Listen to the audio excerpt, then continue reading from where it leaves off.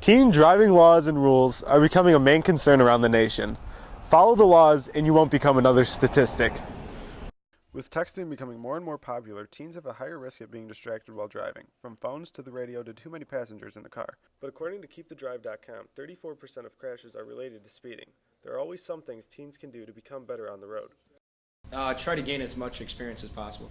Actually listen to your instructor while he's trying to give you the points of emphasis, and making sure that you attack it with an open mind and not just be closed-minded to say, oh, I know it. It shows statistically that you can be a number. You can be one that is we're talking about, or one that we're actually visiting about, because you have gotten into a collision. The Illinois state law says that you must hold a permit for at least 9 months before getting your license, and during that 9 months you must complete a total of 50 hours driving, 10 of which have to be at night. But in years past you only had to hold the permit for 3 months and have only half the hours completed. But does it give the teen enough practice to become a successful driver on the road?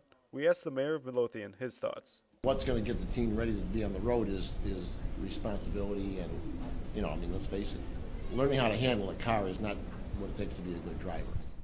You have to make good decisions, and sometimes decisions are, depending on the environment, they can be iffy.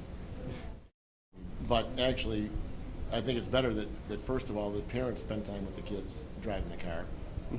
And the night driving, I think, is a good idea. And with inexperience comes tragedies. In 2006, Bremen High School faced a tragedy when 16-year-old John Conroy passed away in a fatal car crash. This death not only affected his family, but it affected the community and school as well. It was devastating.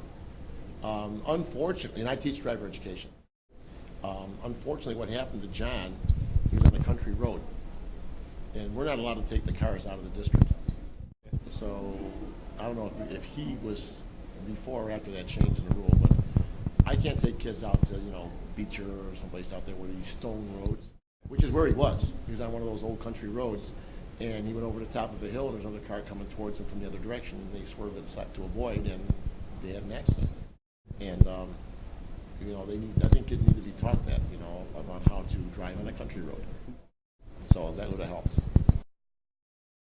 According to the Allstate Foundation and KeepTheDrive.com, motor vehicle crashes are the #1 cause of teen deaths in the United States. 6 out of 10 drivers ages 16 to 20 who were killed in crashes were unrestrained, and only 65% of teens consistently wear their seatbelts as both driver and passengers. We decided to ask some local high school students if they wear their seatbelt while driving. Yes, I do wear my seatbelt. Of course I wear my seatbelt. Yes, I do. Yes, I do. Yes, I do. Yes, I do. Yes, I do drive with a seatbelt on. Yes, I do drive a seatbelt on. I believe safety is everything. Make sure to keep reminding your child that having safe driving habits are important. For more information, go to KeepTheDrive.com. For BDTV, I'm Niko. Now back to the newsroom.